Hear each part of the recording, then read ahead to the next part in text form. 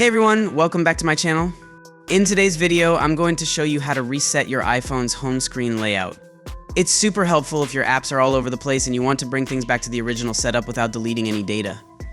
Now, just to be clear, this reset doesn't erase anything. It won't remove your apps or personal data. It simply reorganizes your built-in apps to the default factory layout like how it looked when you first set up your iPhone. So let's get into it.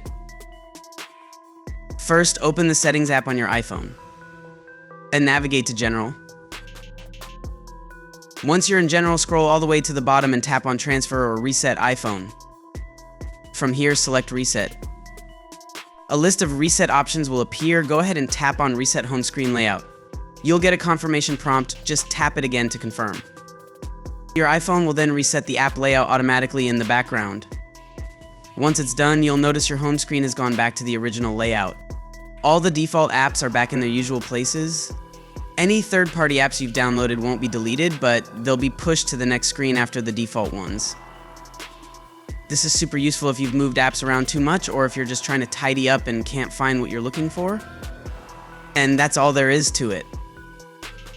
If you found this video helpful, give it a thumbs up and don't forget to subscribe to the channel and hit the notification bell so you never miss out on more tips and tricks. Thanks for watching, and I'll see you in the next video.